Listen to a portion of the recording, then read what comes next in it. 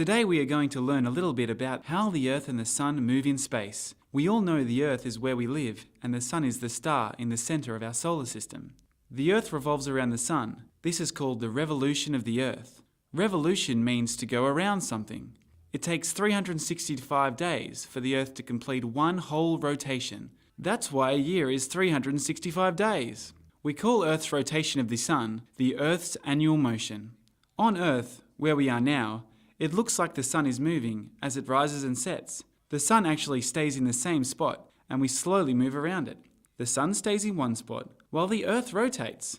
The Sun is much larger than the Earth. Scientists didn't always know that we move around the Sun in this way. Scientists once had a geocentric view of the universe. Geocentric is a complex word that just means that we thought Earth was the centre of the universe and everything moves around it. The viewpoint was very popular in ancient Greece, up until the 16th century.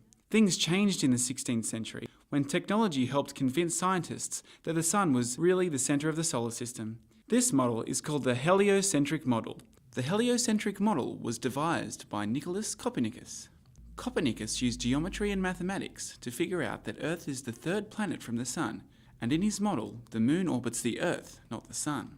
He also knew that the stars do not orbit the Earth rotates, which makes the stars look like they have moved in the sky. He published all his ideas in his book called On the Revolutions of the Heavenly Bodies. The Earth rotates on an axis. The Sun goes up in the morning and goes down in the evening. But who is really moving? We see the Sun move through the sky during the day, but scientists know that the Sun actually stays still.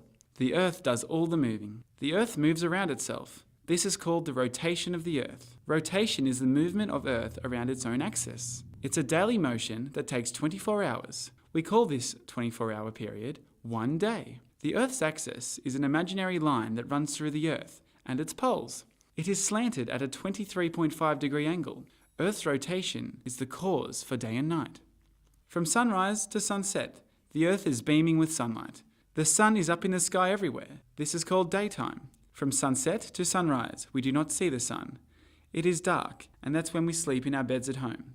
The dark period of the day is called nighttime. If you put together daytime and nighttime, you get a whole day, which is 24 hours. Day and night is caused by Earth's rotation on its axis. One half of the Earth are having complete daylight, while the other half are in darkness, as it is nighttime there. One side of the Earth is nighttime, and the other side of the Earth, it's daytime. See in our animation how one side of the Earth is getting light, but not the other.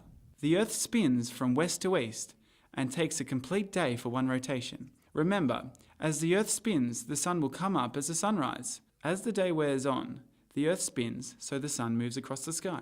As the Sun sets, the Earth has turned to a point where the Sun cannot be seen anymore. Nighttime is when the Sun is out on show on the other side of the world. This is why it's daytime in Australia, but nighttime overseas. You might have noticed this recently if you watched the Soccer World Cup or the Glasgow Commonwealth Games. During the live broadcast from these countries, it was daytime, but in Australia, it was the middle of the night. Throughout the course of the year, most places on Earth go through 4 noticeable seasons: summer, autumn, winter, and spring, each lasting about 3 months. The seasons experienced by the northern and southern hemisphere always differ by 6 months. When it's summer in the northern hemisphere, it is winter in the southern hemisphere, and so on. Different seasons are due to the axis of the Earth being tilted at a 23.5 degree angle. This is so the Earth can align with its orbital plane around the Sun. All planets in the solar system share this orbital plane. The Earth's axis is tilted in the same direction all year round. The seasons are caused by the Sun's energy hitting either the northern or the southern hemisphere more directly as it orbits the Sun on its tilted axis. This means that as the Earth goes around its orbit, the southern hemisphere is at various times orientated more towards and more away from the Sun, and likewise for the northern hemisphere. So we have opposite seasons to the northern hemisphere. For example, in Australia at Christmas time, it's hot and sweaty, whereas in the northern hemisphere, in places like America, it's cold and sometimes even snowing. At the equator, the temperature variation is much smaller throughout the year, and it is common to consider just 2 seasons, dry and wet, or monsoon.